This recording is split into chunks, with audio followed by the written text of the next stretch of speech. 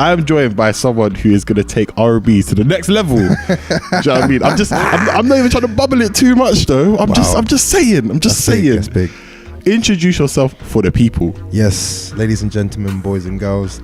My name is Emiko. That's Emiko. I'm a singer-songwriter from West London. And as Myles said, I'm here to take over. No, I'm playing. But yeah. I'm not gonna lie, the energy level just bubbled up here. But a lot of people right now, I've started playing your music from about November when I first met you. Yeah. Shout out Andor for sending the music. Shout out to you for playing that, man. I always see you plugging and supporting. Look at it, man. When the music's good, I'll play it. If you sent me a tune that was a bit, I'd have to be like, yo. And I appreciate it. See this one here, you have to put it on pause for a second. But nah, let's talk. So a lot of people right now would have heard a couple of the tunes I've played. Yeah. And there's only so far about two. I played Are You Down and Carefree. Mm-hmm. And only two played so far. I know you've got a few other tracks as well. But for the people out there who want to learn the mindset of where you're coming from, who are you? It sounds like I'm sticking it on you, but who are you? I am just a kid who grew up in West London who has always loved music. I think my love for music is more than a love. It's me. Yeah. I can't describe myself in any other way. I can't remember when I started singing. All I know is that I've always sang. Yeah.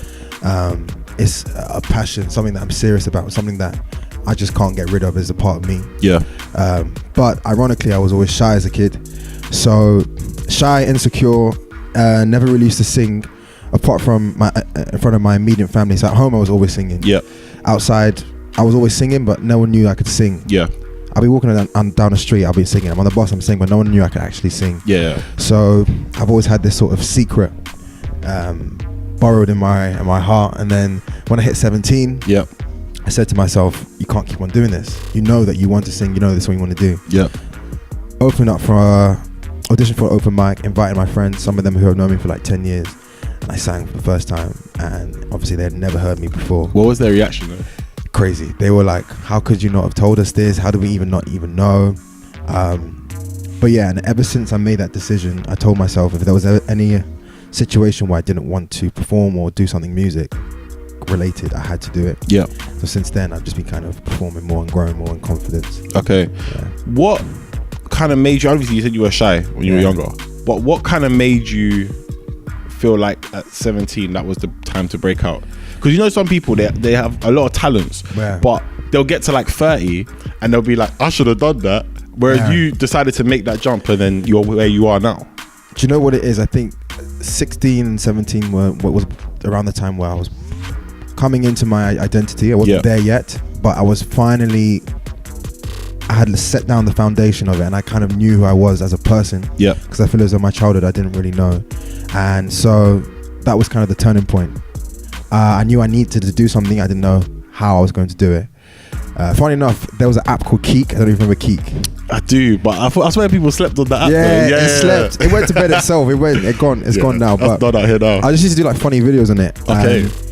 I must have been like jokingly singing on it, and then one of my friends from my school, they heard like a little note, and they were like, "Whoa, I think this guy can sing." And I went to school the next day. I'm like, "Oh."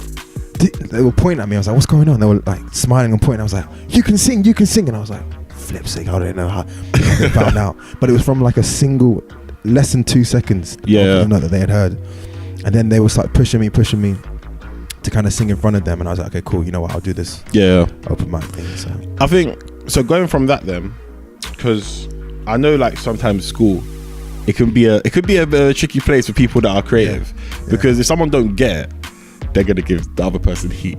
So luckily for you, you were in a circle where you had people that, you know, were supporting your work, especially in an all-boys school. Yeah, because that's a different story. How'd you know? Man, I do my research. So I went to an all-boys school and then I went to, so 16, 17, I was in 6th form. Yeah. So I went to Holland Park. Okay. So mixed. So that was mixed. But yeah, I went to, all-boys school. Predominantly rapping. That was happening. That was the scene. Still is now, to be honest. And my older brother was a rapper as well, so he was kind of like the guy that was known around the school. Okay. Shot mixtapes. But remember the days, man? Oxford Circus was a myth. Yeah. You could never get past there. Yeah. I didn't even know what Oxford Circus was back then. I was just, no, I lied. I did. But yeah. A lot of people, my friends now are supportive of it. Yeah. But they had no reason to be supportive when I was in secondary school because they didn't know what I was doing. That's true. But I like to think that they would have been there for you. I mean, that's what we would like to hope, you know. Yeah. And so far, they're still your friends now, right? From secondary school? No, wait. From secondary school, I have secondary school probably have like 4 people that I still speak to. Okay, fair. That's not too bad. I think for the most part, once you get past uni, it's like that. Yeah. You get to like 21, 22, you're like... It's just life. Life happens and you move on. Yeah, but you might see them in 5-10 years. Yeah. Be a different person, though. Yeah. But, right, so talking about that, right? So I'm trying to get through like the origins of the story before we start talking about now and what's to come and other things, right? But, like, who was that influence for you? Because R&B... Let's like when you, like for example you're saying 16, 17, yeah, that's not that long ago. No, back then R&B was kind of in a decline, so a lot of people were going back to old school, maybe 2000s Ja Rule, Ashanti, them kind of days. Ain't talking about Ja Rule though, that's pushed to one side, but those type of influences, music, Soul Child, the guy that we can't talk about anymore, there was there's other people as well, and even further back into like Motown. So what R&B vibe or any vibe with music did you resonate with? It's funny, even when people say like I'm an R&B artist now, like I understand that because I'm heavily influenced by R&B, and I think but growing up I listened to a lot of soul.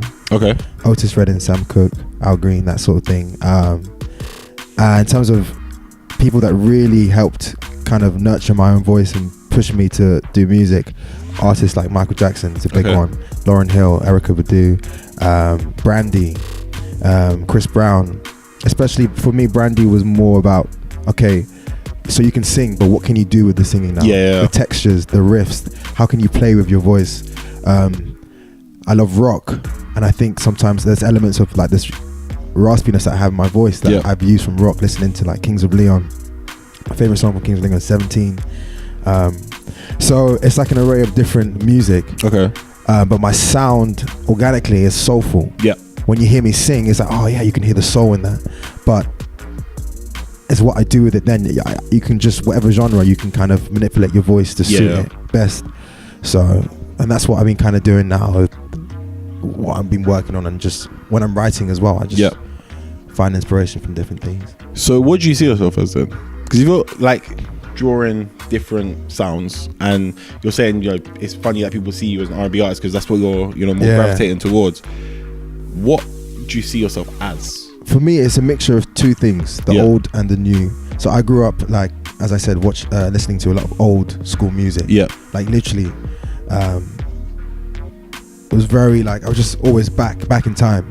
But then what I'm trying to do now is bring the fresh kind of modernity that we have here, the fresh buzz that's happening now, and mixing it with the old school. So when you listen to a certain track, you're like, oh, this guy is different, he's new, but at the same time it gives you that old school feel. So it's just a combination of those two things, and I think I understand like the whole R&B category and all things like that, but and I love R&B music, but then I don't want it to limit me, because there's so many different genres that I think I can, or even making a genre of my own. So I mean, I think that's the best way to, I mean, that was such a good answer. It's like the best way to look at it, because at the end of the day, I don't think many artists these days will like to stay in the lane that they're in. They always want to break out. Or you not necessarily even moving from the lane, but adding different things to the lane that you're already in. Because that's what makes you kind of stand out as well. I think. All right, let's take you back to your first tune that you ever released publicly. What was the name, and why was that the right time to release the track? So I released that track last year in June, 18th of June to be precise. It was actually supposed to be released on the 17th, which is my birthday. It doesn't matter about that. It came out on the 18th. But because of like reasons. It got pushed to the day after. And for me, the tune was just like a long time coming tune. So prior to that, you know, everyone knew I could sing now. Everyone's known since 17. When I was at uni, I had this YouTube account, and I was just doing like songs, covers and stuff, so people knew they could see like some sort of growth. But then it was like, okay, when is he gonna push out his own stuff? When's his time? And I feel as though 2018 was the year in which I had to really find myself, in the sense that I just graduated from law. Yeah. I had every intention to do law. Yeah. So you can never mess this guy around when it comes to music, you know. I was literally supposed to be doing a traineeship in Brussels for the European Parliament, but because of the love for music, I was doing music. But at the same time, I was depressed. I was confused. I didn't know what I was doing with my life. I was like, have I made the right decision? So I needed to let life happen. So I let life happen. Made some mistakes. Found myself, lost myself again. Didn't know who the hell I was again. Yeah. And then finally with this song, I kind of felt like it was like, okay, you're putting me in the right path now. I'm doing something. Yeah. Because with the song came management. I found management, and then it was like everything was just working so clockwork. Yeah, it was like, okay, management. Okay, you got a song. Let's do this. Okay, release date is going to be this date. So it's going to be like, finally it's gonna happen.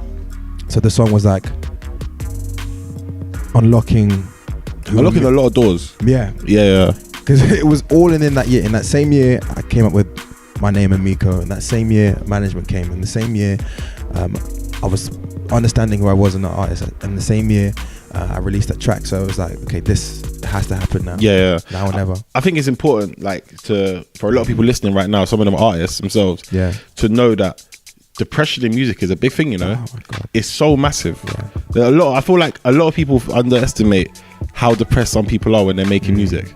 Like, because a lot of people, even artists, DJs, I don't know, producers, the runners, anyone, they could be not where they want to be. Because especially for someone like you who has talent, you know where you want to be, but you're not there. And it's just trying to get there.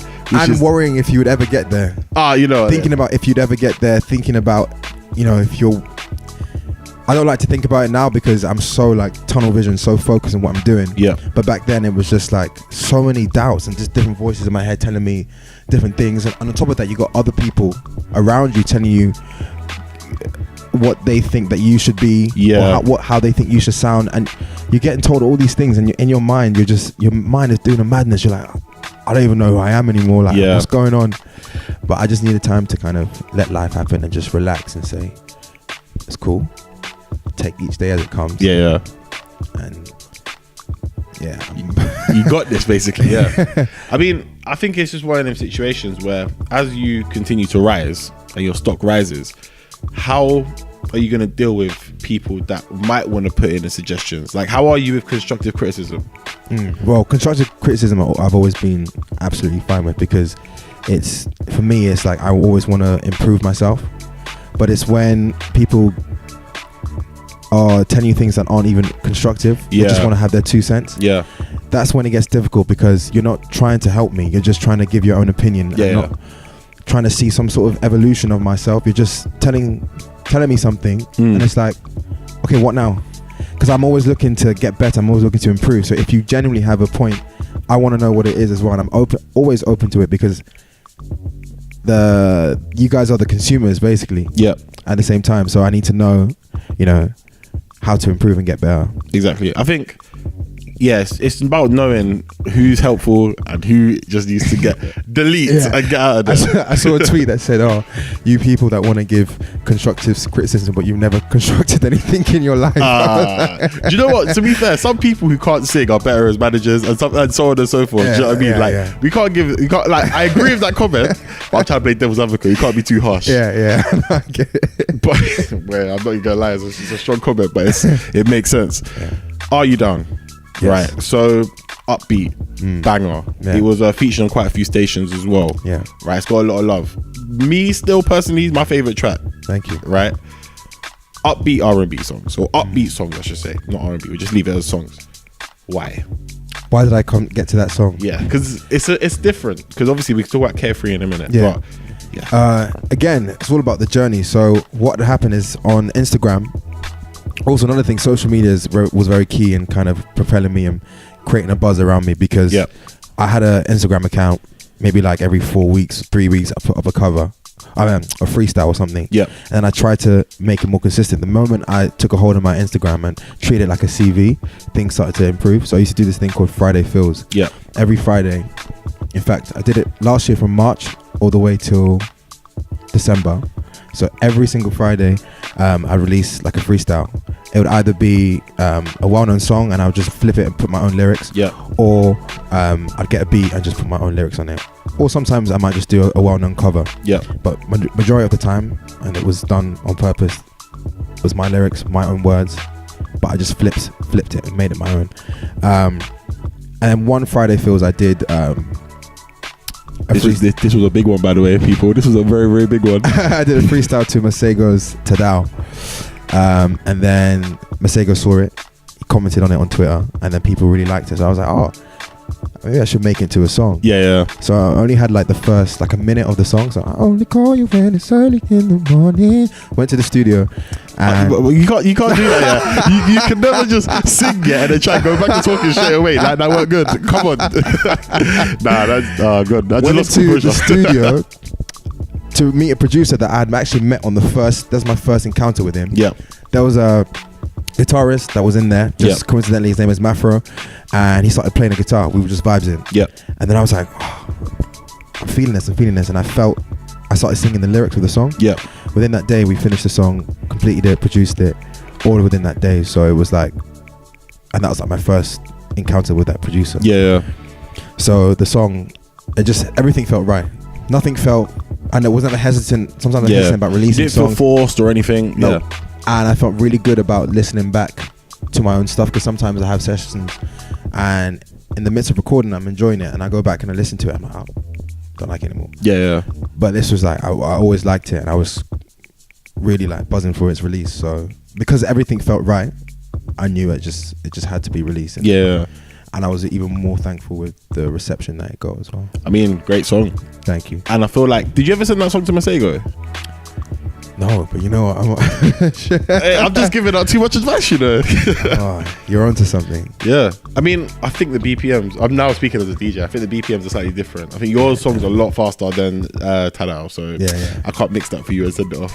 But I think it's one of those situations where you raise an interesting point about using your Instagram or social media as a CV. I think a lot of people, they do that a lot, right? So I mean, Shaka had Tribe Tuesdays. I remember that. I think it was Tribe Tuesdays. It was something, or Thursdays. It was, yeah. It was Tuesdays. So obviously you got Friday Feels. So I think it's interesting to see how people stand out from social media. I think everyone spends a lot of time on there. I kind of went off it for a while and was like, I can't be asked this rubbish. I came back on it now and I start to see a lot more. Do you think that without social media you'd be where you are right now? I probably wouldn't have got to where I am now at the pace that I did. But I would have definitely been walking towards that direction. But I think social media just makes everything a lot more faster. All right, interesting point and precise. I like that. Let's talk about the next one then, Carefree. So this is completely different, more stripped back. It reminds me a bit like you know the artist Arellano. Yes, it's a bit like kind of his song Miles Away. Okay, it's a bit like, oh, I know that song. See, I was trapped into R&B in the UK, but it's one of those situations where Carefree is a completely different vibe, and it came up very soon after. So I thought Are You Down was going to be a tune that he was going to work for at least a few months, because it's definitely like, as we get towards summer, I can see that being put on a lot of playlists. But that's the thing, like the buzz is still going now. People still liking the song. But yeah, with Carefree, because of I really wanted to release a track on Valentine's Day, and I wanted to get my first visuals done, we kind of said, all right, January, and because the buzz was still going, we were like, let me just put this song out there as well, because we still want to be consistent. I didn't want to just let a song ride on the song for too long, and then you get too comfortable, you're not really making material, you have nothing else to put out. So how often are you in the studio? Pretty much every week, at least I try to go. Every 1 or 2 weeks I go to, because I have more than one place that I go to, so within a week I might go 3, 4. It depends, because one thing I'm learning is that you're this whole industry, you're also depending on other people. So it's depending on people's time, what they can do for you. I've been very, blessed enough to have people who are just willing to give up their time for free to help someone out because they believe in me that much. So when that's happening, you've got to be really understanding of people's time. But the music, there was more or less is every week just in the studio, or if I'm not in the studio anyway, I'm writing music by myself, or I'm doing something creative. So if I said 7 days a week, it's like, okay, cool, but you know, what's there? What's the content? It's like, you know, it's quality over quantity. I guess. Writing process then. Now, I've asked a lot of artists in my time about writing process, and some people have said they like writing in the car, other people say they like writing on the toilet, and I'm like, fam, I hope you have your child's on and off. That's what I'm saying. Like, but what is your best process for writing? I'm going to disappoint you and say I don't have a process. My process is very sporadic. I'm quite energetic person, so I have to act on impulse. If I don't act on the impulse when I get it, I'll be in trouble. But I do like writing in the dark. Okay. I wrote Carefree, part of it in the dark. Writing in the dark, how? Like in my room, pitch black. Okay, with a phone or with like pen and paper? I'll be like typing it on my phone. Okay, cool. I'm going to say, you can't see anything in the dark. Carefree, I typed it actually on my laptop. But, okay. Sometimes if I've written a song or I'm halfway through a song and I want to see what it's like to perform it, I turn the light off, put the flash on my phone to get that kind of like a bit ambiance. Ambiance. And I just perform it. I really love the dark. Okay. Sometimes I'll be in my bed, I'll just be on my phone, just chilling, whatever. I'll have the light off because I just prefer the light off. Have you ever thought about making a tune where it's very dark? I know obviously I'm just running off what you're saying, but I feel like with these songs, obviously, Are You Down? Very upbeat. I can see but loads of colours with that one. And then Carefree is a bit more mellow. If I'm basing it off colours, I don't know why I'm doing colours right now, but I'd say it's like a blue. Okay, there was blue in the music video. So there you go, see? And it's one of them situations where I feel like if you like writing in the dark, you should try and produce something that is very, not heavy, that makes the person feel, oh my day, this is kind of long still to listen to, but people feel like, I don't know, pain or... It's funny you say that because I've written a song and we've shot a video for it and it's in black and white. That's all I'll say about the video. I'm not saying anything else. I'm not going to pressure you to... And the song is about pain. It explores, as I told you earlier on, I had a lot of insecurities growing up. So it explores my youth, my childhood, and the kind of things that you think about in your head. And it's only when you get older and you realize that it wasn't, you shouldn't have been thinking in that way. There was some trauma that you didn't even know you were going through. So don't worry, it's coming.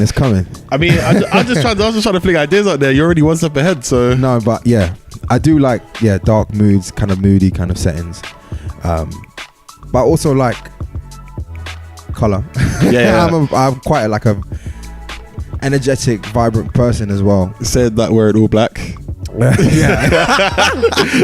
I'm literally wearing black from head to toe. I mean, you got this. That's navy blue, right? Or is that black? Is that lighter? This might be navy. I'm wearing a red pattern shirt underneath it. But we don't see that. No one saw that. But I mean, like, no, like, it's interesting to see that because I think that's probably the most unique answer I've got in quite a while with that question. But a lot of people, actually, one thing I wanted to mention actually is you type your lyrics. Most people I know write their lyrics. Have you ever written your lyrics? I do write my lyrics. I was for Carefree specifically. I typed it down because I really felt as though I was typing like an essay. And when I was writing it, it felt like an essay because the words were just coming out and flowing down. So I was like, let me continue doing this. And I felt as though my fingers were just moving on its own accord. Like, it just felt more natural. Are You Down was, well, that was a freestyle. So the first minute of it was just, I only call you when it's early. And I quickly wrote it down after singing it. Kept on singing it in my head. Because you missed that, you can't get that back. So it really depends. Like, even my first track, half of it was written on my break when I used to work in JD. I was in the park. I just said, okay, I've got time, let me do it. The rest of it was in Brighton. So it really depends on where I'm at. But I know that once I get that urge and that spirit moves me, I have to do it.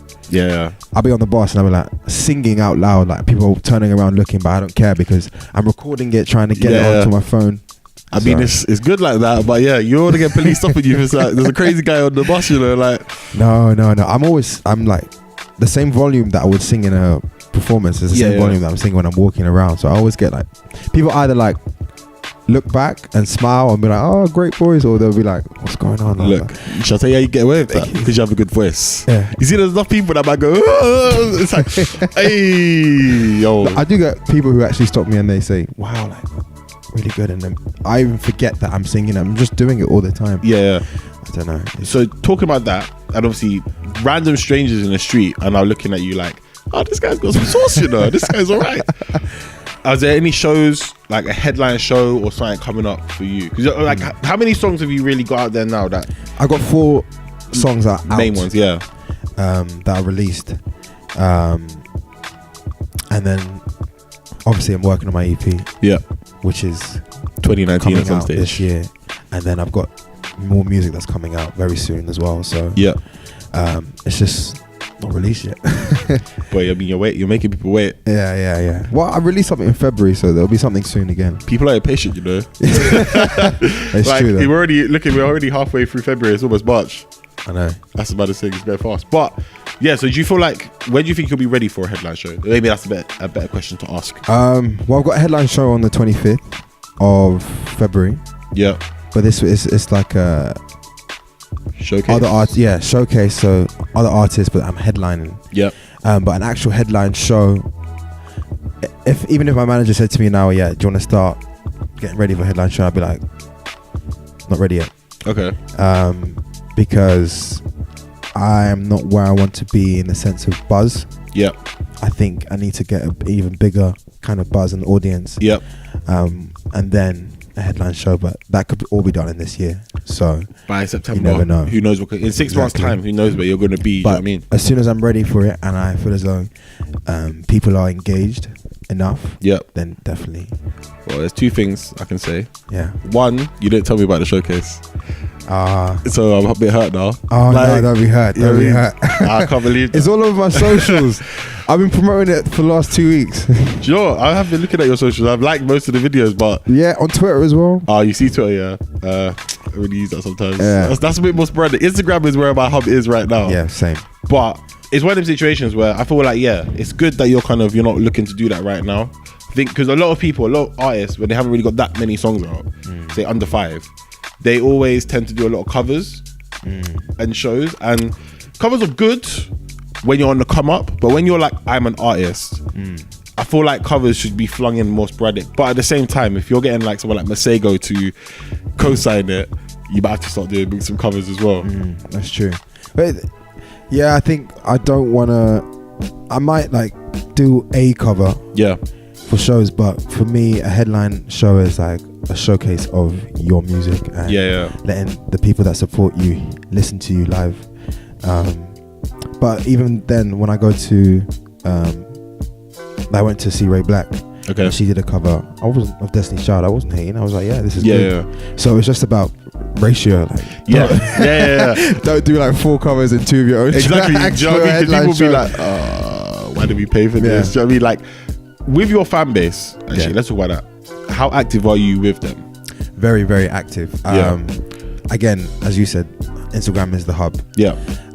I think the interaction really grew from the Friday Feels. Yeah. And then from there, all the opportunities that I was blessed with kind of helped in bringing in more people into it to get the Emiko experience. Because I think people always say to me, wow, you have such an amazing voice, and how come you're so nice? Like, people can't fathom the fact that you can have this really nice R&B voice and be a nice person as well. Look, let's think about previous R&B stars, Okay, yeah, actually. Yeah, because I had a show at Notting Hill Arts Club, and they were like, there's this one girl who was just so blown away. She was like, I just can't get over how nice you are. Yeah. After hearing your voice. Yeah. And I was like, raw. But on my Instagram, it's a very like, there's no like mediator, is literally directing me towards the people who are engaging in, and I'm very interactive. So even if it's a story and I'm talking to people, I'm literally talking to them and asking them questions and things like that. And so I feel quite close to the people that I engage with, and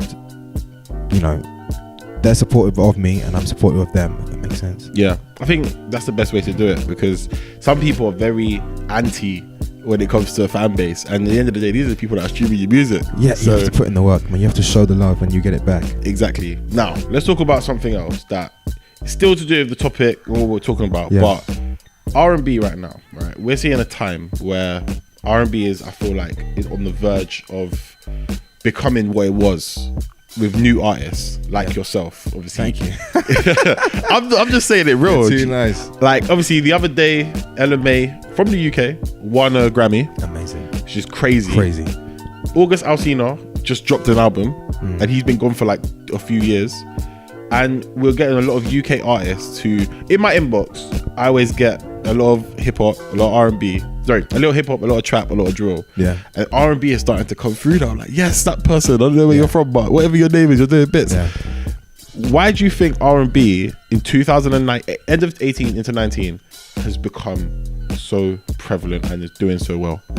I think there's multiple reasons. One of the reasons is now people are making more quality music. Yeah. Because shout out everyone who wasn't, but yeah. I think with R&B at the same time, it's so easy to just slap on a melody. Yeah. And then make like a sing-songy kind of track. Yeah. But quality music comes from, you know, people who want to take time with it, and they understand that it's more than just singing a song. Yeah. Where's the passion?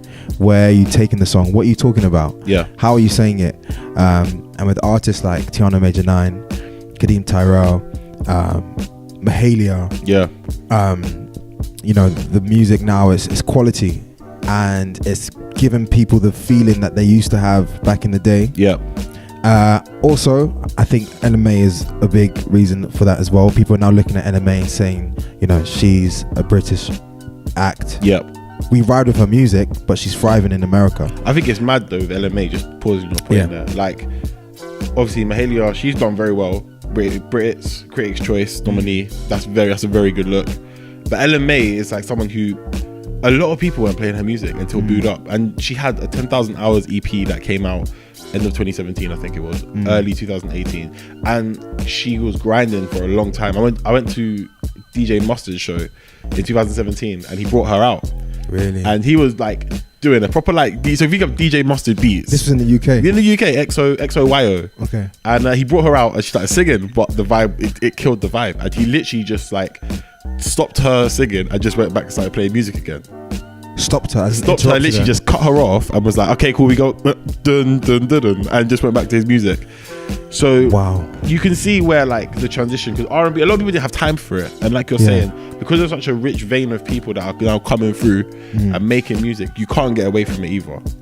Not just like, you can probably avoid it now, quick 1-2 bypass, but in about 6 months time, I feel like it's gonna be up there with everything else. I think there needs to be a shift in the way we think, and not think that, you know, only American artists can produce good R&B music. It's not true. You just have to dig deep. And those people who are saying, we need to push R&B, go to the shows. Listen to the new up and coming art. Don't just say it. Don't just say, R&B here, blah blah blah. If you're gonna complain about something, try and do something to make, even if it's just like retweeting something, say, oh guys, check this out, this is an R&B artist, because I feel as though a lot of people are just chatting, but they're not actually doing anything to support the cause. A lot of people like to find a solution, don't like find a solution to the problem. I think that's the problem, that's the main problem. And people saying like, we don't have anyone pushing it. Well, there are some taste makers, Nadia J, DJ Ace, people involved with BBC that are pushing through R&B, so the push is there. I think the main thing is the audience. People now need to all push it together. And I do think this year will be a good year for R&B, and because there isn't really, and I put in quotation marks, really an R&B scene in the UK, that's exciting because it means we get to create one, and on our own terms as well. So it is something that needs to be done very carefully, because you don't want it to go left, because with the music industry is all about frequencies, it can so easily go left. I mean, R&B, I don't want to like annoy a lot of R&B lovers, but I feel R&B is a very safe genre. I feel like you can't really go wrong with R&B. You can sing poorly, and you can go wrong there, but like lyrics in it, how left can you go? Like, I've never heard an R&B song annoy everyone. I've heard the R&B artists annoy them, but the lyrics are very much like love, let's go key themes, love, relationships, breakup, pain, and then it, do you know what I mean? There's not there's other people with melody and they'll talk about trapping, but that's different. Like like Bryson Tiller, but it's one of them situations where like, do you think it can do what you're saying it can do soon? I think when I was as in go left. When I was thinking about going left, I'm thinking about, you know, somebody singing on like a drill beat, or somebody my eyes just popped out of my head, you know, or like, I don't know why Godly came into my head. I don't know, or just like watering it down. because I feel as though we've done a lot of watering down of R&B here. Yeah. Or just people who sing in general.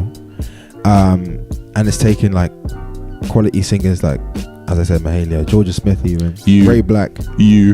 Yeah. To kind of come and change it. So I'm praying and hoping, and I do believe this year will be a good year for R&B. And even if I don't think people just get in their head that there's going to be some revolution this year, but what's going to happen is the groundworks will be set in stone, so that will be a lot easier for the next year and the next year and next year. Before you know it, we have a really like profound R&B scene here, and people don't have to flee to America. Yeah. Which I don't hate on. I understand why people are going. You gotta get your loving somewhere. Yeah. And yeah, but LMA, watching her is so inspiring in the sense that even when she speaks, you can hear that the English accent is there. Yeah, she's not hiding it. It's not even like semi. It's there. Yeah. She is from She's Britannia. from London. This ain't no. Grand Britannia. This is like it's nuts. Yeah. And it's just about getting that song that really connects with the audience. Yeah. And then now she's got a Grammy. That's crazy. It's just, imagine just waking up here, just seeing a Grammy in your house, and you're just like, yeah, it's bad. But let's bring it back to you, right? So you've said you got a new song on the way. So a project's coming this year at some stage. New music on the way, more than one. Yeah, new music. Yeah. Plural things. Plural. Right. But yeah, what else is there? There must be something else coming, like, going around.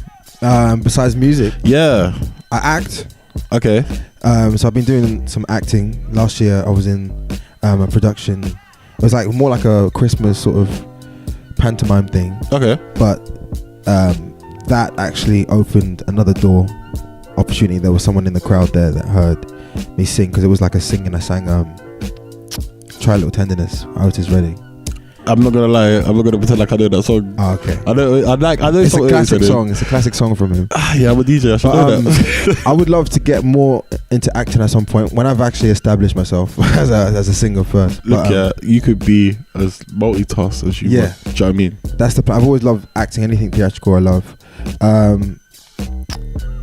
But yeah, I just at the moment now I'm trying to make a name on myself, or let people know who I am, because I feel as though I know who I am now. So let me introduce, now I'm comfortable with myself, let me now introduce myself to the world, and make a change, make a difference, impact as well. I feel as though the way I felt growing up, I don't want it to be repeated by another person. Looking up, like there's this quote by the late Dr. Maya Angelou. She was talking about how when you make a certain public figure or somebody seem larger than life, it makes people looking up to them feel as though they can never reach that place. She was referring to like Martin Luther King, and I was like, yeah, it's so true.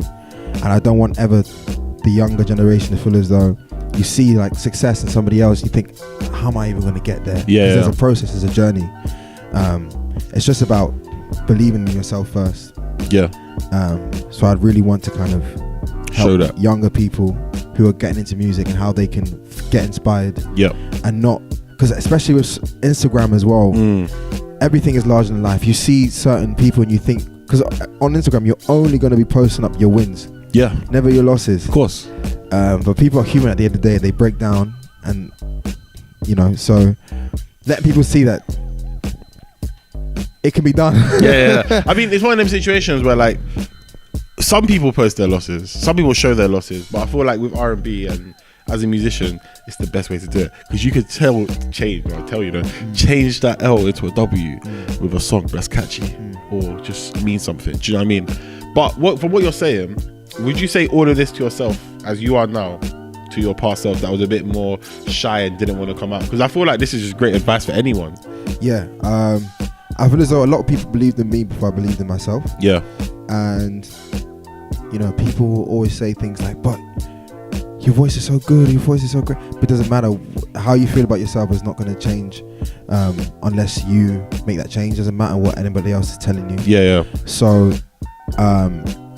for like people growing up, is more about that belief in yourself from such a young age. Because then you're only going to get better if you have that, even if it's just an inkling of belief. The older you get, the more you grow in yourself. But I feel as though I kind of caved in and didn't allow myself to do the things that I needed to do that were gonna help me become more confident. Yeah, Because it was sorry to interrupt, it was mainly the music thing, because I was still this sociable person, but I was still very. It's like elephant in the room, but it's only your room, basically. Yeah. Exactly. I think I like that. It's man. I've got quotables for days. I'm joking.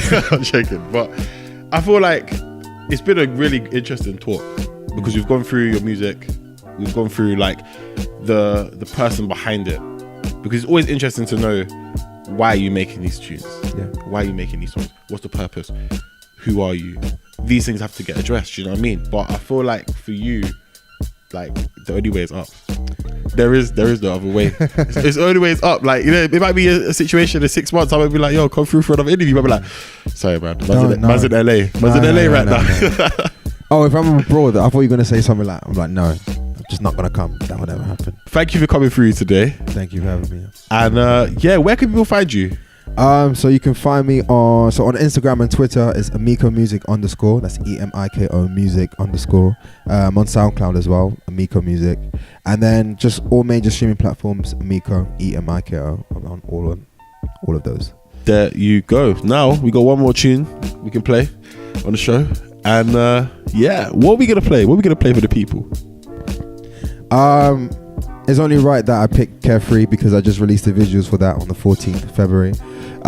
So yeah, guys, enjoy. It's a beautiful love song, perfect for cuffing season in this cold weather.